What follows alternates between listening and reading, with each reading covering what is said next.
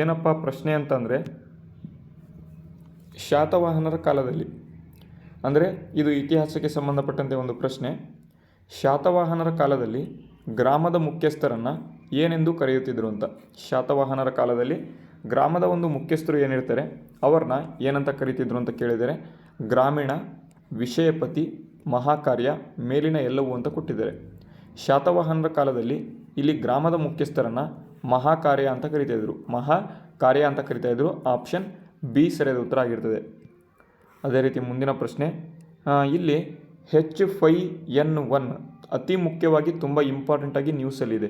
ಇದು ಯಾಕಪ್ಪ ನ್ಯೂಸಲ್ಲಿ ಇರ್ತದೆ ಅಂತ ಅಂದರೆ, ಇತ್ತೀಚೆಗೆ ಅಂಟಾರ್ಕ್ಟಿಕಾ ಎಲ್ಲರೂ ಕೂಡ ಗೊತ್ತಿರ್ತದೆ. ಅಂಟಾರ್ಕ್ಟಿಕಾ ಏನಿದೆ ಇದರಲ್ಲಿ ಪೆಂಗ್ವಿನ್ಗಳು ಇರ್ತವೆ. ಈ ಪೆಂಗ್ವಿನ್ಗಳಲ್ಲಿ ಟೋಟಲಾಗಿ 500ಕ್ಕೂ ಅಧಿಕ ಒಂದು ಪೆಂಗ್ವಿನ್ಗಳಲ್ಲಿ ಈ ಒಂದು ಹಕ್ಕಿ ಜ್ವರ ಬಂದು 500ಕ್ಕೂ ಅಧಿಕ ಒಂದು ಪೆಂಗ್ವಿನ್ಗಳು ಡೈರೆಕ್ಟಾಗಿ ಇಲ್ಲಿ ಸತ್ತೋಗ್ಬಿಟ್ಟಿದ್ದಾವೆ. ಅದಕ್ಕೆ ಸಂಬಂಧಪಟ್ಟಂತೆ ರಿಸರ್ಚ್ ಮಾಡ್ತಾ ಇದ್ದಾರೆ ಅಥವಾ ಶೋಧನೆ ಇದೆ ಅದನ್ನು ನಡೆಸ್ತಾ ಇದ್ದಾರೆ. ಅದಕ್ಕಾಗಿ ಈ ಒಂದು H5N1 ಹಕ್ಕಿ ಜ್ವರ ಏನಿದೆ ಇದು ನ್ಯೂಸಲ್ಲಿದೆ. ಇತ್ತೀಚೆಗೆ ಸುದ್ದಿಯಲ್ಲಿದ್ದು ಇದು ಯಾವುದಕ್ಕೆ ಸಂಬಂಧಪಟ್ಟಿದೆ ಅಂತ ಇಲ್ಲಿ ಕೇಳಿದರೆ, ಇದು ಹಕ್ಕಿ ಜ್ವರಕ್ಕೆ ಸಂಬಂಧ ಹೊಂದಿದೆ. ಅದೇ ಇಲ್ಲಿ H1N1 ಕೇಳಿದರೆ ಇದು ಹಂದಿ ಜ್ವರಕ್ಕೆ ಸಂಬಂಧ ಹೊಂದಿರ್ತದೆ. ನಿಮಗೆ ಈಸಿಯಾಗಿ ನೆನಪಿಟ್ಕೊಳ್ಳೋದಕ್ಕೆ ಒಂದು ಟ್ರಿಕ್ಸನ್ನು ಹೇಳ್ತೇನೆ ನೋಡಿ. ಇಲ್ಲಿ H5N1 ನೋಡಿ, ಇಲ್ಲಿ 5 ಅಂತ ಯಾವ ರೀತಿ ಬರೀತೀರಾ, 5 ಅಂತ ಎಸ್ ಥರ ಬರೀತೀರಾ ನೋಡಿ. ಇಲ್ಲಿ ಈ ರೀತಿಯಾಗಿ ಬರೆದ್ರಿ ಅಂತಂದರೆ ಎಸ್ಸನ್ನು ಈ ರೀತಿಯಾಗಿ ಬರೀರಿ ನೋಡಿ. ಇದು ಹಕ್ಕಿ ಥರ ಕಾಣ್ತದೆ ಈ ರೀತಿಯಾಗಿ ನೋಡಿ. ಇಲ್ಲಿ ಹಕ್ಕಿ ಹಾರ್ತಾ ಇದೆ, ಆ ರೀತಿಯಾಗಿ ಕಾಣ್ತದೆ. ಈ ರೀತಿಯಾಗಿ ಬರ್ಕೊಳ್ತಾ ಹೋಗಿ ಹಕ್ಕಿ ಹಾರೋ ರೀತಿಯಲ್ಲಿ ಕಾಣ್ತಾ ಇದೆ. ಅದೇ ನೀವು H1N1 ಬರೆದ್ರೆ ಏನೂ ಕೂಡ ಹಕ್ಕಿ ಹಾರೋ ರೀತಿ ಕಾಣೋದಿಲ್ಲ. 1 ಡೈರೆಕ್ಟ್ ಆಗಿದೆ, ಅದಕ್ಕಾಗಿ ಏನೂ ಕಾಣೋದಿಲ್ಲ. ಅದನ್ನು ಹಂದಿ ಜ್ವರ ಅಂತ ನೆನ್ಪಿಟ್ಕೊಳ್ಳಿ. H5N1 ಇದೊಂದು ಸ್ವಲ್ಪ ಇಲ್ಲಿ ಹಕ್ಕಿ ಹಾರೋ ಥರ ಕಾಣ್ತಾ ಇದೆ. H5 ಏನಿದೆ 5 ಇದು ಹಕ್ಕಿ ಹಾರೋ ಥರ ಕಾಣ್ತಾ ಇದೆ. ಈ ರೀತಿಯಾಗಿ ಕಾಣ್ತಾ ಇದೆ. ಅದಕ್ಕಾಗಿ ಇದು ಹಕ್ಕಿ ಜ್ವರ ಅಂತ ನೆನ್ಪಿಟ್ಕೊಳ್ಳಿ. ಎಲ್ಲರಿಗೂ ಕೂಡ ಅರ್ಥ ಆಯಿತು ಅಂತ ಅಂದ್ಕೊಂಡಿದ್ದೇನೆ. ಒಬ್ಬರಿಗಾದರೂ ಕೂಡ ಇದು ಯೂಸ್ಫುಲ್ ಆದರೂ ಕೂಡ ನಮ್ಮ ಒಂದು ಕೆಲಸ ಏನಿದೆ ಅದು ಯೂಸ್ಫುಲ್ ಆಗ್ತದೆ ಅಂತ. ಓಕೆ, ಎಲ್ಲರೂ ಕೂಡ ನೀವು ಕಮೆಂಟ್ ಬಾಕ್ಸ್ ಮೂಲಕ ಕಮೆಂಟ್ ಮಾಡಿ ತಿಳಿಸ್ಬೋದು. ಓಕೆ, ಮುಂದಿನ ಪ್ರಶ್ನೆ ನೋಡೋಣ. ಕರ್ನಾಟಕದ ಚಕ್ರವರ್ತಿ, ಅತಿ ಮುಖ್ಯವಾಗಿ ಪ್ರಶ್ನೆ ಇಲ್ಲಿ, ಕರ್ನಾಟಕದ ಚಕ್ರವರ್ತಿ ಎಂಬ ಒಂದು ಬಿರುದನ್ನು ಧರಿಸಿದ ಅರಸ ಯಾರು ಅಂತ. ಕರ್ನಾಟಕದ ಚಕ್ರವರ್ತಿ ಅಂತ ಇಲ್ಲಿ ಬಿರುದು ಧರಿಸಿದ ಒಂದು ಅರಸ ಯಾರಪ್ಪ ಅಂತಂದರೆ ಚಿಕ್ಕದೇವರಾಯ ಎಂಬತಕ್ಕಂಥವನು ಕರ್ನಾಟಕದ ಒಂದು ಚಕ್ರವರ್ತಿ ಅಂತ ಇಲ್ಲಿ ಬಿರುದನ್ನು ಧರಿಸಿರ್ತಾನೆ. ಇಲ್ಲಿ ನೀವು ಯಾವ ರೀತಿ ಆನ್ಸರ್ನ ಮಾಡ್ಬೋದಿತ್ತು ಅಂತಂದರೆ, ಇಮ್ಮಡಿ ಪುಲಿಕೇಶಿ ಅಂತ ಏನಿದ್ದಾರೆ ಬಾದಾಮಿ ಚಾಳುಕ್ಯರ ಕಾಲದಲ್ಲಿ ಇತ್ತು. ಆ ಒಂದು ಸಂದರ್ಭದಲ್ಲಿ ಕರ್ನಾಟಕದ ಅಂತ ಹೆಸರೇ ಇರಲಿಲ್ಲ. ಅದಕ್ಕಾಗಿ ಇವರು ಬರ್ತಾ ಇರಲಿಲ್ಲ. ಅದೇ ರೀತಿ ಇಲ್ಲಿ ಮಯೂರವರ್ಮ ಕದಂಬರಲ್ಲಿ ಬರ್ತಾನೆ. ಇಲ್ಲಿ ಕದಂಬರ ಒಂದು ಸಮಯದಲ್ಲೂ ಕೂಡ ಕರ್ನಾಟಕ ಅಂತ ಹೆಸರು ಇರಲಿಲ್ಲ. ಅದಕ್ಕಾಗಿ ಇಲ್ಲೂ ಕೂಡ ಕರ್ನಾಟಕ ಇಲ್ಲಿ ಬರೋದಿಲ್ಲ. ಪ್ರೌಢದೇವರಾಯ ಬರ್ಬೋದಿತ್ತು, ಆದರೆ ಇಲ್ಲಿ ವಿಜಯನಗರ ಸಾಮ್ರಾಜ್ಯದಲ್ಲಿ ಪ್ರೌಢದೇವರಾಯ ಬರ್ತಾನೆ. ಮತ್ತು ಚಿಕ್ಕದೇವರಾಯ ಕೂಡ ಇಲ್ಲಿ ವಿಜಯನಗರ ಸಾಮ್ರಾಜ್ಯದಲ್ಲಿ ಬರ್ತಾನೆ. ಇಲ್ಲಿ ಚಿಕ್ಕದೇವರಾಯ ಅಂತ ನೀವು ಆನ್ಸರ್ನ ಮಾಡ್ಬೋದು. ಸ್ವಲ್ಪನೂ ಕೂಡ ಓದಿದ್ರು ಕೂಡ ಇಲ್ಲಿ 2 ಆಪ್ಷನನ್ನು ಡಿಲೀಟ್ ಮಾಡಿ ನೀವು 2 ಆಪ್ಷನಲ್ಲಿ 1ನ ಹಾಕ್ಬೋದಿತ್ತು. ಇಷ್ಟನ್ನು ನೆನಪಿಟ್ಕೊಳ್ಳಿ. ಓಕೆ, ಬನ್ನಿ ಮುಂದಿನ ಪ್ರಶ್ನೆ ನೋಡೋಣ.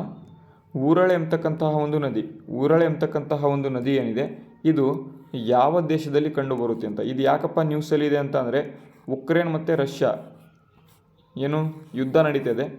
ಯುದ್ಧದ ಒಂದು ಸಂದರ್ಭದಲ್ಲಿ ಈ ಒಂದು ಊರಳ್ ನದಿ ಇಲ್ಲಿ ಇತ್ತೀಚೆಗೆ ಸುದ್ದಿಯಲ್ಲಿದೆ. ಊರಳ್ ನದಿ ಇಲ್ಲಿ ಯಾವ ದೇಶದಲ್ಲಿ ಕಂಡುಬರುತ್ತೆ ಅಂತ ಇಲ್ಲಿ ಪ್ರಶ್ನೆ ಕೇಳಿಬಿಟ್ಟಿದ್ದಾರೆ. ಇದು ರಷ್ಯಾ ದೇಶದಲ್ಲಿ ಕಂಡುಬರ್ತಕ್ಕಂಥದ್ದು. ರಷ್ಯಾ ದೇಶದಲ್ಲಿ ಈ ಒಂದು ನದಿ ಕಂಡುಬರ್ತದೆ. ಆಪ್ಷನ್ ಬಿ ಸರಿಯಾದ ಉತ್ತರ. ಆಪ್ಷನ್ ಬಿ ಇಲ್ಲಿ ಸರಿಯಾದ ಉತ್ತರ ಆಗಿರ್ತದೆ. ಓಕೆ, ಮುಂದಿನ ಪ್ರಶ್ನೆ ನೋಡೋಣ. ಸಹಕಾರಿ ಸಂಘಗಳ ಒಂದು ಯಾವ ಪಟ್ಟಿಯಲ್ಲಿ ಕಂಡುಬರುವ ವಿಷಯಗಳು ಆಗಿವೆ ಅಂತ ನೋಡಿ. ತುಂಬ ಇಂಪಾರ್ಟೆಂಟು ಸಹಕಾರಿ ಸಂಘಗಳು ಅಂತ ಅಂದರೆ ಕೋಆಪರೇಟಿವ್ ಸೊಸೈಟೀಸ್ ಅಂತ ಕರಿತೇವೆ. ಈ ಒಂದು ಕೋಆಪರೇಟಿವ್ ಸೊಸೈಟಿ ಅಥವಾ ಸಹಕಾರಿ ಸಂಘಗಳು ಯಾವ ಪಟ್ಟಿಯಲ್ಲಿ ಬರ್ತಕ್ಕಂತಹ ಒಂದು ವಿಷಯಗಳು ಇಲ್ಲಿ ಆಗಿರ್ತವೆ ಅಂತ ಕೇಳಿದರೆ, ಇದು ರಾಜ್ಯ ಪಟ್ಟಿಯಲ್ಲಿ ಬರ್ತಕ್ಕಂಥ ಒಂದು ವಿಷಯಗಳು ಆಗಿರ್ತವೆ. ಆಪ್ಷನ್ ಡಿ ಸರಿಯಾದ ಉತ್ತರ. Option D. ಮುಂದಿನ ಪ್ರಶ್ನೆ, ದೇಶದಲ್ಲಿ ಅತಿ ಹೆಚ್ಚು ಕಾಫಿ ಬೆಳೀತಕ್ಕಂತಹ ರಾಜ್ಯ ಯಾವುದು ಅಂತ. ದೇಶದಲ್ಲಿ ಅತಿ ಹೆಚ್ಚು ಕಾಫಿ ಬೆಳೀತಕ್ಕಂತಹ ಒಂದು ರಾಜ್ಯ ಇಲ್ಲಿ ಯಾವುದು ಅಂತ ಕೇಳಿದರೆ, ಅತಿ ಹೆಚ್ಚು ಕಾಫಿ ಬೆಳೀತಕ್ಕಂತಹ ರಾಜ್ಯ ಇಲ್ಲಿ ಕರ್ನಾಟಕ ಅತಿ ಹೆಚ್ಚು ಕಾಫಿಯನ್ನು ಬೆಳೀತದೆ. ಎಲ್ಲರಿಗೂ ಕೂಡ ಗೊತ್ತಿರ್ತದೆ, ಆದರೂ ಕೂಡ ಇಲ್ಲಿ ತೆಗೆದುಕೊಂಡು ಬಂದಿದ್ದೇನೆ ಇತ್ತೀಚೆಗೆ ನ್ಯೂಸಲ್ಲಿ ಇರೋ ಕಾರಣದಿಂದಾಗಿ. ಆಪ್ಷನ್ ಎ ಕರ್ನಾಟಕ ಇಲ್ಲಿ ಸರಿಯಾದ ಉತ್ತರ ಆಗಿದೆ. ಓಕೆ, ಬನ್ನಿ ಮುಂದಿನ ಪ್ರಶ್ನೆ ನೋಡೋಣ. ಇಲ್ಲಿ ಇಂದಿರಾ ಗಾಂಧಿಯವರು 1975ರಲ್ಲಿ ಆಂತರಿಕ ತುರ್ತು ಪರಿಸ್ಥಿತಿ ಅಥವಾ ಇಂಟರ್ನಲ್ ಇನ್ಸೆಕ್ಯೂರಿಟಿ ಅಂತ ಕರೀತೇವೆ, ಇಂಟರ್ನಲ್ ಎಮರ್ಜೆನ್ಸಿ ಅಂತ. ಇಲ್ಲಿ ಆಂತರಿಕ ತುರ್ತು ಪರಿಸ್ಥಿತಿ ಹೇರಿದಾಗ ಭಾರತದ ರಾಷ್ಟ್ರಪತಿ ಇಲ್ಲಿ ಯಾರಾಗಿದ್ದರು ಅಂತ ಕೇಳಿದರೆ, ಭಾರತದ ರಾಷ್ಟ್ರಪತಿ ಇಲ್ಲಿ ಯಾರಾಗಿದ್ದರು ಅಂತ ಕೇಳಿದರೆ, ಆ ಒಂದು ಸಂದರ್ಭದಲ್ಲಿ ಫಕ್ರುದ್ದೀನ್ ಅಲಿ ಅಹಮದ್. ತುಂಬ ಸಲ ಪ್ರಶ್ನೆಯನ್ನು ಕೇಳಿದ್ದಾರೆ, ತುಂಬ ಸಲ ಬೇರೆ ಬೇರೆ ಎಕ್ಸಾಮ್ಗಳಲ್ಲಿ, ಅಂದರೆ ಸೆಂಟ್ರಲ್ ಗೌರ್ಮೆಂಟ್ ಎಕ್ಸಾಮಲ್ಲಿ ತುಂಬ ಸಲ ಬಂದಿದ್ದಾವೆ, ಅದಕ್ಕಾಗಿ ಸ್ಟೇಟ್ ಗೌರ್ಮೆಂಟ್ ಎಕ್ಸಾಮ್ಗಳಲ್ಲೂ ಕೂಡ ಬರುವಂತಹ ಒಂದು ಸಾಧ್ಯತೆ ತುಂಬ ಇದೆ ಈ ಒಂದು ಪ್ರಶ್ನೆ. ಫಕ್ರುದ್ದೀನ್ ಅಲಿ ಅಹಮದ್ ಅಂತ ಇಲ್ಲಿ 1975ರಲ್ಲಿ ಏನು ಎಮರ್ಜೆನ್ಸಿ ಡಿಕ್ಲೇರ್ ಆಯಿತು, ಆ ಒಂದು ಸಂದರ್ಭದಲ್ಲಿ ಪ್ರೆಸಿಡೆಂಟ್ ಅಥವಾ ರಾಷ್ಟ್ರಪತಿ ಯಾರಾಗಿದ್ದರು ಅಂತ ಕೇಳಿದರೆ ಫಕ್ರುದ್ದೀನ್ ಅಲಿ ಅಹಮದ್ ಅವರು. ಓಕೆ, ಮುಂದಿನ ಪ್ರಶ್ನೆ ನೋಡೋಣ. ಇಲ್ಲಿ ನೋಡಿ, ಗ್ರಾಮಿ ಅವಾರ್ಡ್ ಅಂತ ಕರಿತೇವೆ. ಗ್ರಾಮಿ ಪ್ರಶಸ್ತಿಗಳನ್ನು ಮೂಲ ಒಂದು ಹೆಸರು ಏನು ಅಂತ ಕೇಳಿದರೆ, ಗ್ರಾಮಿ ಪ್ರಶಸ್ತಿಗಳ ಮೂಲ ಹೆಸರು ಇಲ್ಲಿ ಏನು ಅಂತ ಕೇಳಿದರೆ ಗ್ರಾಮ್ ಫೋನ್ ಪ್ರಶಸ್ತಿ ಅಂತ ಕರಿತೇವೆ. ಗ್ರಾಮ್ ಫೋನ್ ಪ್ರಶಸ್ತಿ ಈ ಒಂದು ಗ್ರಾಮಿ ಪ್ರಶಸ್ತಿಗಳ ಒಂದು ಮೂಲ ಹೆಸರು ಆಗಿರ್ತದೆ. ಆಪ್ಷನ್ ಬಿ ಸರಿಯಾದ ಉತ್ತರ ಆಗಿದೆ. ಓಕೆ, ಮುಂದಿನ ಪ್ರಶ್ನೆ ನೋಡೋಣ. ಗ್ರಾಮ ಸಭೆಯ ಬಗ್ಗೆ ಸಂವಿಧಾನದ ಯಾವ ವಿಧಿ ಇಲ್ಲಿ ತಿಳಿಸ್ತದೆ ಅಂತ. ಗ್ರಾಮ ಸಭೆಯ ಬಗ್ಗೆ ಸಂವಿಧಾನದ ಯಾವ ವಿಧಿ ಇಲ್ಲಿ ತಿಳಿಸ್ತದೆ ಅಂತ ಇಲ್ಲಿ ಪ್ರಶ್ನೆ ಕೇಳಿದರೆ 243ನೇ ವಿಧಿ. 243ನೇ ವಿಧಿ ಈ ಒಂದು 243ರಲ್ಲಿ ಸಂಪೂರ್ಣವಾಗಿ ಪಂಚಾಯಿತಿಗೆ ಸಂಬಂಧಪಟ್ಟಂತೆ ಸಂಪೂರ್ಣವಾಗಿ ಒಂದು ಕಡೆಯಿಂದ ಎಲ್ಲ ಮಾಹಿತಿ ಬರ್ತದೆ. ಅದರಲ್ಲಿ ಗ್ರಾಮ ಸಭೆಯಲ್ಲಿ ಬರುತ್ತೆ ಅಂತ ಅಂದರೆ 243A, ಅಂದರೆ ಮೊದಲನೇ ಆರ್ಟಿಕಲ್ಲೇ ಗ್ರಾಮ ಸಭೆಗೆ ಸಂಬಂಧಪಟ್ಟಂತೆ ಹೇಳ್ತದೆ. ಇಲ್ಲಿ ಪಂಚಾಯಿತಿ ಬಗ್ಗೆ ಟೋಟಲ್ ಆಗಿ ಏನು ವಿಧಿಗಳು ಇದ್ದಾವೆ, 243ನೇ ವಿಧಿ. 243ನೇ ವಿಧಿ ಏನಿದೆ, ನೀವೇನಾದರೂ PDO ಎಕ್ಸಾಮ್ಗಳಿಗೆ ಓದ್ತಾ ಇದ್ದರೆ ಸಂಪೂರ್ಣವಾಗಿ 243 ವಿಧಿ ಸಂಪೂರ್ಣವಾಗಿ ಗಟ್ಟು ಹೊಡೆದಿರಬೇಕು ಅಥವಾ ಸಂಪೂರ್ಣವಾಗಿ ನಿಮಗೆ ಗೊತ್ತಿರಬೇಕು. ಎಲ್ಲ ಒಂದು ಎ ಇಂದ ಹಿಡಿದು ಎಲ್ಲಿ ತನಕ ಇದ್ದಾವೆ ಆ ಒಂದು ಆರ್ಟಿಕಲ್ಸ್ಗಳು ಎಲ್ಲವೂ ಕೂಡ ಗಟ್ಟು ಹೊಡೆದಿರಬೇಕಾಗಿರ್ತದೆ. ನೆನ್ಪಿಟ್ಕೊಳ್ಳಿ, ಇಲ್ಲಿಂದ ಪ್ರಶ್ನೆಗಳು ಪಕ್ಕಾ ಬರುವಂತಹ ಒಂದು ಸಾಧ್ಯತೆ ಅತಿ ಹೆಚ್ಚು ಇರ್ತವೆ. ಓಕೆ, ಮುಂದಿನ ಪ್ರಶ್ನೆ ನೋಡೋಣ. 2024ರ ಒಂದು ಸಮಾರಂಭದಲ್ಲಿ ಜಾಕಿರ್ ಹುಸೇನ್ ಎಷ್ಟು ಗ್ರಾಮಿ ಪ್ರಶಸ್ತಿಗಳನ್ನು ಗೆದ್ದಿದ್ದಾರೆ ಅಂತ. ಜಾಕಿರ್ ಹುಸೇನ್ ಎಷ್ಟು ಗ್ರಾಮಿ ಪ್ರಶಸ್ತಿಗಳನ್ನು ಗೆದ್ದಿದ್ದಾರೆ ಅಂತ ಕೇಳಿದರೆ 3 ಗ್ರಾಮಿ ಪ್ರಶಸ್ತಿಗಳನ್ನು ಇವರು ಗೆದ್ದಿರ್ತಾರೆ. ಆಪ್ಷನ್ ಸಿ ಸರಿಯಾದ ಉತ್ತರ. ಅದೇ ರೀತಿ ಮುಂದಿನ ಪ್ರಶ್ನೆ, ಸಂವಿಧಾನದ ರಚನಾ ಸಭೆಯನ್ನು ಯಾವ ಪ್ರಸ್ತಾವನೆಯ ಒಂದು ಅನುಗುಣವಾಗಿ ರಚನೆಯನ್ನು ಮಾಡಲಾಯಿತು ಅಂತ. ಸಂವಿಧಾನದ ರಚನಾ ಸಭೆಯನ್ನು ಯಾವ ಪ್ರಸ್ತಾವನೆಯ ಒಂದು ಅನುಗುಣವಾಗಿ ರಚನೆಯನ್ನು ಮಾಡಲಾಯಿತು ಅಂತ ಕೇಳಿದರೆ ಇದನ್ನು ಕ್ಯಾಬಿನೆಟ್ ಆಯೋಗದ ಒಂದು ಏನು ಅನುಗುಣವಾಗಿ ರಚನೆಯನ್ನು ಮಾಡಿರ್ತಾರೆ ಅಥವಾ ಕ್ಯಾಬಿನೆಟ್ ಕಮಿಷನ್ ಅಂತ ಕರೀತಾರೆ. ಕ್ಯಾಬಿನೆಟ್ ಕಮಿಷನ್ ಯಾವಾಗಪ್ಪ ಬಂತು ಇದು ಅಂತಂದರೆ 1946ರಲ್ಲಿ ಬರ್ತದೆ. 1946ರಲ್ಲಿ ಬಂದು ಇದು ನೀವು ಒಂದು ಕಾನ್ಸ್ಟಿಟ್ಯೂಷನ್ ಅಸೆಂಬ್ಲಿಯನ್ನು ಫಾರ್ಮೇಷನ್ನ ಮಾಡಿ ಅಂತ ಹೇಳ್ತದೆ. ಅದರ ಒಂದು ಮೇರೆಗೆ ನಮ್ಮ ಒಂದು ಭಾರತದಲ್ಲಿ ಕಾನ್ಸ್ಟಿಟ್ಯೂಷನ್ ಅಸೆಂಬ್ಲಿ ಅಥವಾ ಏನು ಸಂವಿಧಾನದ ರಚನಾ ಸಭೆಯನ್ನು ನಾವು ಪ್ರಸ್ತಾವನೆಯನ್ನು ಹಾಕ್ಕೊಳ್ತೇವೆ. ಓಕೆ, ಮುಂದಿನ ಒಂದು ಪ್ರಶ್ನೆ, ಯಂಗ್ ಫೋಲ್ಡ್ ಮೌಂಟೇನ್ಸ್ ಅಥವಾ ಯಂಗ್ ಫೋಲ್ಡ್ ಪರ್ವತಗಳು ಯಾವ್ಯಾವುದು ಅಂತ ಕೇಳಿದರೆ, ಯಂಗ್ ಫೋಲ್ಡ್ ಮೌಂಟೇನ್ಸ್ ಅಂತ ಅಂದರೆ ಇತ್ತೀಚಿನ ಒಂದು ಪರ್ವತಗಳು ಅಂತ. ಇತ್ತೀಚಿನ ಪರ್ವತಗಳು ಯಾವ್ಯಾವುದು ಅಂತ ಕೇಳಿದರೆ ಇಲ್ಲಿ ನೀಲಗಿರಿ, ಅರಾವಳಿ ಮತ್ತು ವಿಂಧ್ಯ ಏನಿದ್ದಾವೆ ಇವು 3 ಕೂಡ ಇಲ್ಲಿ ಓಲ್ಡ್ ಪರ್ವತಗಳು ಅಥವಾ ಅತಿ ಹಿಂದಿನ ಪ್ರಾಚೀನ ಪರ್ವತಗಳು ಅಂತ ಅದರ ಒಂದು ಪಟ್ಟಿಯಲ್ಲಿ ಬರ್ತವೆ. ಹಿಮಾಲಯ ಏನಿದೆ ಇದು ಇತ್ತೀಚೆಗೆ ಏನೋ 12 ಬಿಲಿಯನ್ ಇಯರ್ಸ್ ಎಗೋ ಈ ಒಂದು ಪರ್ವತಗಳು ಕಂಡುಬರ್ತವೆ. ಹಿಮಾಲಯ ಪರ್ವತಗಳು ಇಲ್ಲಿ ಸರಿಯಾದ ಉತ್ತರ ಆಗಿದೆ. ಇಲ್ಲಿ ಯಂಗ್ ಫೋಲ್ಡ್ ಮೌಂಟೇನ್ಸ್ ಹಿಮಾಲಯಕ್ಕೆ ಸಂಬಂಧ ಹೊಂದಿರ್ತವೆ. ಅದೇ ರೀತಿ ಮುಂದಿನ ಪ್ರಶ್ನೆ ನೋಡೋದಾದರೆ, ಬೇಲೂರು ಮತ್ತು ಹಳೆಬೀಡು ದೇವಾಲಯಗಳು ಯಾವ ರಾಜವಂಶಕ್ಕೆ ಸೇರಿದವೆ ಅಂತ ಕೇಳಿದರೆ ಇದಕ್ಕೆ ಈಸಿಯಾಗಿ ಆನ್ಸರ್ನ ಮಾಡ್ತೀರಾ, ಹೊಯ್ಸಳ ರಾಜವಂಶಕ್ಕೆ ಇವು ಸೇರಿರ್ತವೆ. ಅದೇ ರೀತಿ ಮುಂದಿನ ಪ್ರಶ್ನೆ, ಗುಡಿ ಪಡವ ಎಂಬತಕ್ಕಂಥದ್ದು ಯಾವ ರಾಜ್ಯದಲ್ಲಿ ಆಚರಣೆ ಮಾಡತಕ್ಕಂತಹ ಒಂದು ಹಬ್ಬ ಆಗಿದೆ ಅಂತ ಕೇಳಿದರೆ ಗುಡಿ ಪಡವ ಎಂಬತಕ್ಕಂಥದ್ದು ಇದು ಮಹಾರಾಷ್ಟ್ರದಲ್ಲಿ ಆಚರಣೆ ಮಾಡತಕ್ಕಂತಹ ಒಂದು ಹಬ್ಬ ಆಗಿದೆ. ಇತ್ತೀಚೆಗೆ ನ್ಯೂಸಲ್ಲಿ ಇದೆ, ಅದಕ್ಕಾಗಿ ಕೇಳಿದ್ದಾರೆ. ಅದೇ ರೀತಿ ಕೊನೆಯ ಪ್ರಶ್ನೆ ನೋಡ್ಕೊಂಬಿಡಿ, ಈ ಕೆಳಗಿನ ಯಾವ ಸಂಸ್ಥೆಯು ಭೂ ಸ್ವರೂಪದ ಒಂದು ನಕ್ಷೆಗಳನ್ನು ರೂಪಿಸುತ್ತದೆ ಅಂತ ಇಲ್ಲಿ ಕೇಳಿದರೆ ಭೂ ಒಂದು ಸ್ವರೂಪದ ನಕ್ಷೆಗಳನ್ನು ಇಲ್ಲಿ ಸರ್ವೆ ಆಫ್ ಇಂಡಿಯಾ ಏನಿದೆ, ಸರ್ವೆ ಆಫ್ ಇಂಡಿಯಾ ಇದನ್ನು ತೆಗೆದುಕೊಂಡು ಬರ್ತದೆ. ಸರ್ವೆ ಆಫ್ ಇಂಡಿಯಾ ಇದನ್ನು ತೆಗೆದುಕೊಂಡು ಬರ್ತದೆ. ಇದರ ಬಗ್ಗೆ ಮಾಹಿತಿ ಗೊತ್ತಿರಲಿ. ಮತ್ತು ಕೊನೆಯದಾಗಿ ನಿಮಗಾಗಿ ಅಂತಲೇ ಒಂದು ಪ್ರಶ್ನೆಯನ್ನು ಕೊಡ್ತೇನೆ. ಅದು ಯಾವುದಪ್ಪ ಅಂತಂದರೆ ಇವತ್ತಿನ ಒಂದು ಪ್ರಶ್ನೆ, ಪ್ರಾಜೆಕ್ಟ್ ಟೈಗರ್ ಯಾವ ಒಂದು ವರ್ಷದಲ್ಲಿ ಇದನ್ನು ತೆಗೆದುಕೊಂಡು ಬರಲಾಯಿತು? ಎಲ್ಲರೂ ಕೂಡ ಕಾಮೆಂಟ್ ಬಾಕ್ಸ್ ಮೂಲಕ ಆನ್ಸರ್ನ. ಓಕೆ, ಮೊದಲನೇ ಪ್ರಶ್ನೆ ಏನಪ್ಪ ಅಂತ ಅಂದರೆ ಇಲ್ಲಿ ಸಂಗಮ್ ಯುಗದಲ್ಲಿ ಭಾರತಂ ಎಂಬತಕ್ಕಂತಹ ಒಂದು ಪುಸ್ತಕವನ್ನು ಬರೆದವರು ಯಾರು ಅಂತ. ಸಂಗಮ್ ಯುಗದಲ್ಲಿ ಭಾರತಂ ಎಂಬತಕ್ಕಂತಹ ಒಂದು ಪುಸ್ತಕವನ್ನು ಬರೀತಾರೆ. ಯಾವ ರೀತಿ ಅಂತ ಅಂದರೆ ಶಿಲಪ್ಪಾಧಿಕಾರಂ ಎಲ್ಲರೂ ಕೂಡ ಕೇಳಿರ್ತೀರ. ಇದನ್ನು ಯಳಂಗೋ ಅಡಿಗಳವರು ಬರೆದಿರ್ತಾರೆ. ತೋಳ್ಕಪ್ಪಿಯಂ ಎಂಬತಕ್ಕಂಥ ಪುಸ್ತಕವನ್ನು ತೋಳ್ಕಪ್ಪಿಯಾರ್ ಎಂಬತಕ್ಕಂಥವ್ರು ಬರೆದಿರ್ತಾರೆ. ಕೋವಗಿ ಕಣ್ಣಲನ್ ಅಂತ ಒಂದಿರುತ್ತೆ, ಅದನ್ನು ಇಲ್ಲಿ ಮಣಿಮೇಘಲೈ ಅವರು ಬರೆದಿರ್ತಾರೆ. ಈ ರೀತಿಯಾಗಿ ಬೇರೆ ಬೇರೆ ಪುಸ್ತಕಗಳು ಇಲ್ಲಿ ಸಂಗಮ ಯುಗದಲ್ಲಿ ನಮಗೆ ಕಂಡು ಬರ್ತವೆ. ಅದೇ ರೀತಿ ಇಲ್ಲೊಂದು ನ್ಯೂಸಲ್ಲಿದೆ, ಭಾರತಂ ಎಂಬತಕ್ಕಂತಹ ಒಂದು ಪುಸ್ತಕ ಏನಿದ್ದಾರೆ ಅದನ್ನು ಬರೆದವರು ಯಾರು ಅಂತ ಕೇಳಿದರೆ ಇದನ್ನು ಪೆರು ದೇವನಾರ್ ಎಂಬತಕ್ಕಂಥವ್ರು ಬರೆದಿರ್ತಾರೆ. ಆಪ್ಷನ್ ಎ ಸರಿಯಾದ ಉತ್ತರ ಆಗಿರ್ತದೆ. ಓಕೆ, ಮುಂದಿನ ಪ್ರಶ್ನೆ ನೋಡೋಣ. ತುಂಬ ಇಂಪಾರ್ಟೆಂಟ್ ಪ್ರಶ್ನೆ ಇದು, ಅತ್ಯಂತ ತುಂಬ ಇಂಪಾರ್ಟೆಂಟು. ಈ ರೀತಿಯಾಗಿ ಈ ಒಂದು ಪ್ರಶ್ನೆಯ ಸಂಪೂರ್ಣ ಮಾಹಿತಿಗಳನ್ನು ಈ ವಿಡಿಯೋದಲ್ಲಿ ಕೊಡ್ತೇನೆ, ಒಂದು ಸ್ವಲ್ಪನೂ ಮಿಸ್ ಮಾಡಬೇಡಿ, ಇಲ್ಲಿಂದ ಪಕ್ಕಾ ಪ್ರಶ್ನೆಗಳು ಬರ್ತವೆ. ನೋಡಿ, ಇಲ್ಲಿ ಗ್ರೇಟ್ ಇಂಡಿಯನ್ ಬಸ್ಟರ್ಡ್ ಅಂತ ಕೇಳಿರ್ತೀರ. ಇತ್ತೀಚೆಗೆ ಅತಿ ಹೆಚ್ಚು ನ್ಯೂಸಲ್ಲಿ ಇರ್ತಕ್ಕಂತಹ ಒಂದು ಪಕ್ಷಿ ಇದು ಎಂಡೇಂಜರ್ಡ್ ಕೆಟಗರಿಯಲ್ಲಿ ಇದೆ, IUCN ಕೆಟಗರಿಯಲ್ಲಿ ಎಂಡೇಂಜರ್ಡ್ ಕೆಟಗರಿಯಲ್ಲಿ ಇದೆ. ಹಾಗಾದರೆ ಈ ಒಂದು ಗ್ರೇಟ್ ಇಂಡಿಯನ್ ಬಸ್ಟರ್ಡ್ ಯಾವ ರಾಷ್ಟ್ರೀಯ ಉದ್ಯಾನವನದಲ್ಲಿ ಕಂಡು ಬರ್ತದೆ ಅಂತ ಕೇಳಿದ್ದಾರೆ. ಗ್ರೇಟ್ ಇಂಡಿಯನ್ ಬಸ್ಟರ್ಡ್ ಏನಿದೆ ಯಾವ ರಾಷ್ಟ್ರೀಯ ಉದ್ಯಾನವನದಲ್ಲಿ ಕಂಡು ಬರುತ್ತೆ ಅಂತ ಇಲ್ಲಿ ಪ್ರಶ್ನೆ ಕೇಳಿದ್ದಾರೆ. ತುಂಬ ಈಸಿಯಾಗಿ ಪ್ರಶ್ನೆ ಕೇಳಿಬಿಟ್ರು, ಡೆಸರ್ಟ್ ರಾಷ್ಟ್ರೀಯ ಉದ್ಯಾನವನ ರಾಜಸ್ಥಾನದಲ್ಲಿ ಕಂಡು ಬರ್ತದೆ ಅಂತ. ಆದರೆ ಇನ್ನೂ ಕೂಡ ಈ ಒಂದು ಗ್ರೇಟ್ ಇಂಡಿಯನ್ ಬಸ್ಟರ್ಡ್ ಬಗ್ಗೆ ಇನ್ನು ಹೆಚ್ಚಿನದಾಗಿ ಏನೇನಪ್ಪ ಕೇಳಬಹುದು ಅದನ್ನು ನಾವು ಇಲ್ಲಿ ನೋಡೋದಾದರೆ, ಗ್ರೇಟ್ ಇಂಡಿಯನ್ ಬಸ್ಟರ್ಡ್ ರಾಜಸ್ಥಾನದ ಒಂದು ರಾಜ್ಯ ಪಕ್ಷಿಯಾಗಿದೆ. ರಾಜಸ್ಥಾನದ ರಾಜ್ಯ ಪಕ್ಷಿಯಾಗಿದೆ. ಇತ್ತೀಚೆಗೆ ಸುಪ್ರೀಂ ಕೋರ್ಟ್ ಒಳಗೂ ಕೂಡ ಈ ಒಂದು ಕೇಸ್ ಹೋಗಿದೆ. ಏನಪ್ಪ ಅಂತ ಅಂದರೆ, ನಾವೇನು ಸೋಲಾರ್ ಪ್ಯಾನೆಲನ್ನು ನಾವು ಹಾಕ್ತಾ ಇದ್ದೇವೆ, ಸೋಲಾರ್ ಪ್ಯಾನೆಲಿಂದ ಈ ಒಂದು ಗ್ರೇಟ್ ಇಂಡಿಯನ್ ಬಸ್ಟರ್ಡ್ಗಳು ಜಾಗ ಇಲ್ಲದೆ ಇರತಕ್ಕಂಥ ಒಂದು ಕಾರಣದಿಂದಾಗಿ ಸಾಯ್ತಾ ಇದ್ದಾವೆ. ನಾವು ಹಾಕ್ತಾ ಇರತಕ್ಕಂಥ ಒಂದು ಸೋಲಾರ್ ಪ್ಯಾನೆಲ್ಗಳಿಂದ ಇವು ಸಾಯ್ತಾ ಇದ್ದಾವೆ. ಅದಕ್ಕಾಗಿ ಈ ಒಂದು ಸೋಲಾರ್ ಪ್ಯಾನೆಲ್ಗಳಿಗೆ ಏನು ವೈರ್ಗಳನ್ನು ತೆಗೆದುಕೊಂಡು ಹೋಗ್ತೀರಾ ಅದನ್ನು ಅಂಡರ್ಗ್ರೌಂಡಾರು ಮಾಡಿ ಅಂತ ಇಲ್ಲಿ ಹೇಳಿದರು. ಆ ಒಂದು ಅಂಡರ್ಗ್ರೌಂಡ್ ಮಾಡೋದಕ್ಕೆ ತುಂಬ ಹಣ ಖರ್ಚಾಗುತ್ತೆ ಅಂತ ಇಲ್ಲಿ ಆಗೋದಿಲ್ಲ ಅಂತ ಹೇಳಿದರು. ಅದಕ್ಕಾಗಿ ಇದು ಸುಪ್ರೀಂ ಕೋರ್ಟಲ್ಲಿ ಏನಪ್ಪ ಹೋಗಿದೆ ಅಂತ ಅಂದರೆ, ಇದರ ಬಗ್ಗೆ ನಾವು ಏನು ಮಾಡಬೇಕು ಅಂತ. ಗ್ರೇಟ್ ಇಂಡಿಯನ್ ಬಸ್ಟರ್ಡ್ ಪಕ್ಷಿಗಳನ್ನು ಸಾಯಿಸೋದಕ್ಕೆ ನಮ್ಮ ಹತ್ರ ಯಾವುದೇ ಆದಂಥ ಒಂದು ಹಕ್ಕು ಇಲ್ಲ, ನಾವು ಅದನ್ನು ಸಾಯಿಸೋದಕ್ಕೂ ಕೂಡ ಬರೋದಿಲ್ಲ, ಅದನ್ನು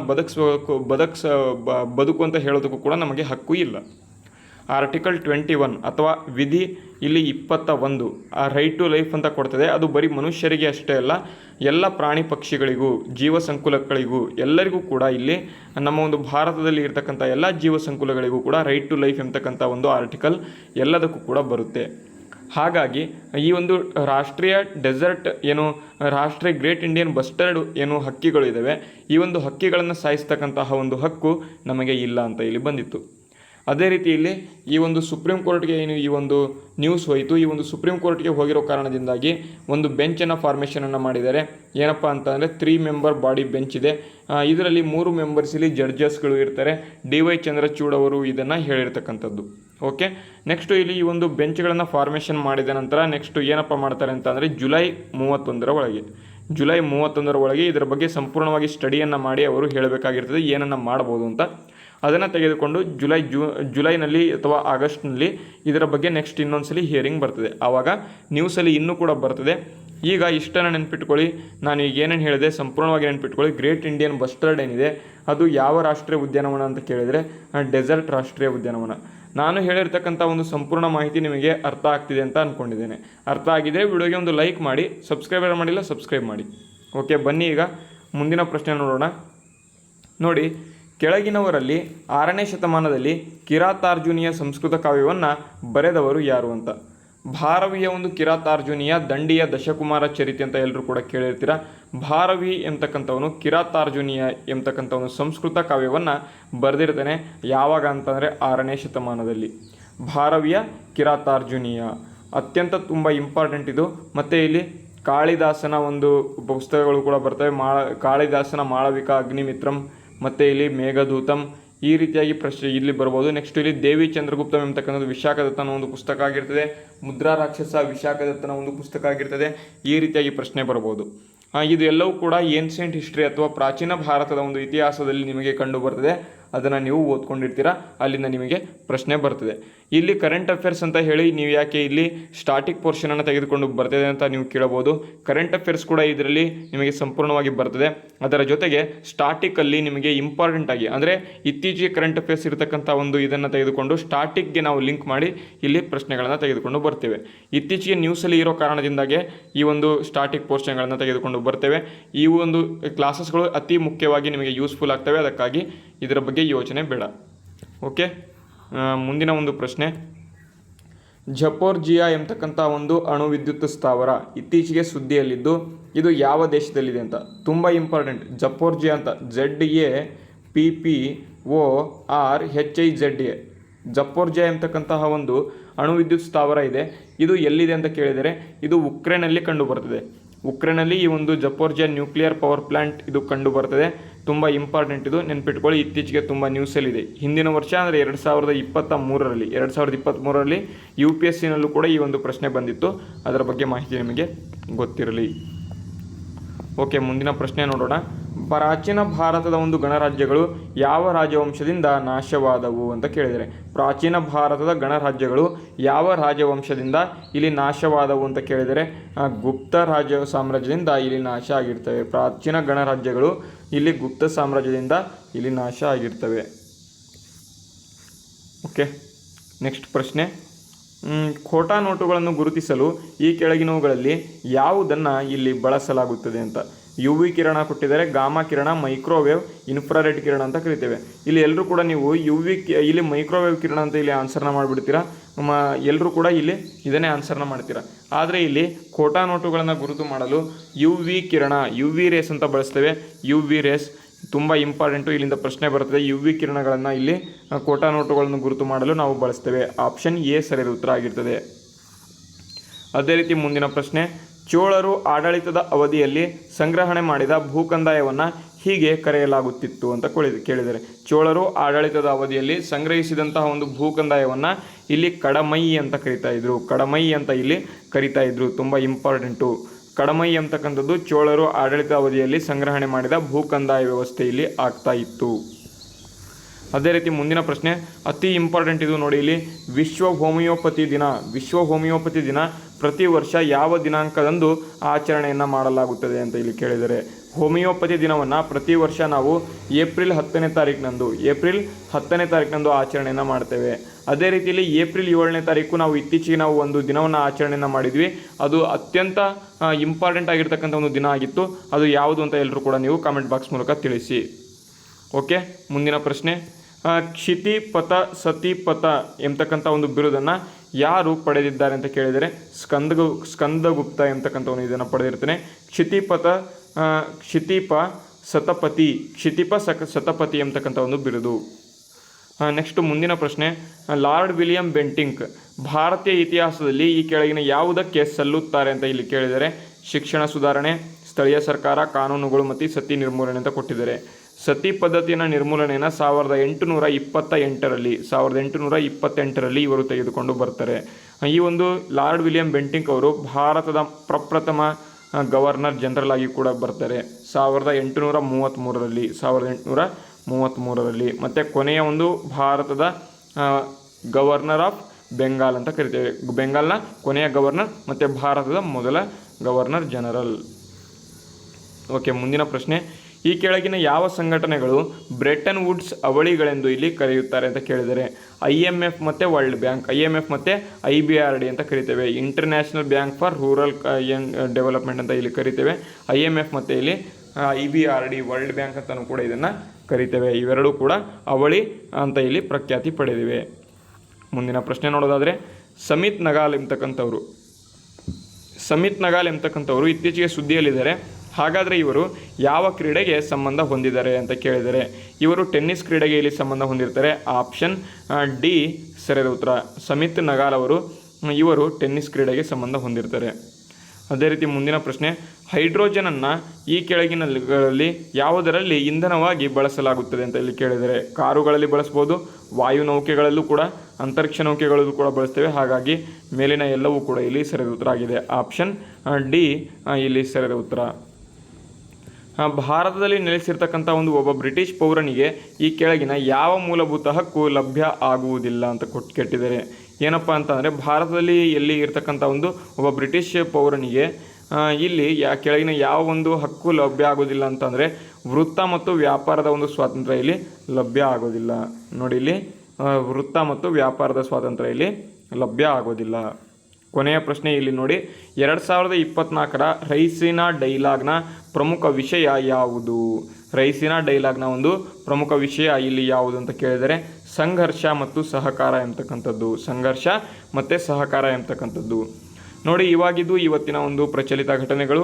ಈ ಒಂದು ತರಗತಿಗಳು ನಿಮಗೆ ಯೂಸ್ಫುಲ್ ಆಗ್ತಾ ಇದ್ದಲ್ಲಿ ವಿಡಿಯೋಗೆ ಒಂದು ಲೈಕ್ ಮಾಡಿ, ಸಬ್ಸ್ಕ್ರೈಬ್ ಯಾರು ಮಾಡಿಲ್ಲ ಸಬ್ಸ್ಕ್ರೈಬ್ ಮಾಡಿ, ಮತ್ತು ನಿಮ್ಮ ಸ್ನೇಹಿತರೊಂದಿಗೆ ಯಾರಾದರೂ ಶೇರ್ ಮಾಡ್ತಾ ಇಲ್ಲ ಅಂತಂದರೆ ಪ್ಲೀಸ್ ಶೇರ್ ಮಾಡಿ. ವಿಡಿಯೋನ ಮುಗಿಸ್ತಾ ಇದ್ದೇನೆ. ಜೈ ಹಿಂದ್, ವಂದೇ ಮಾತರಂ.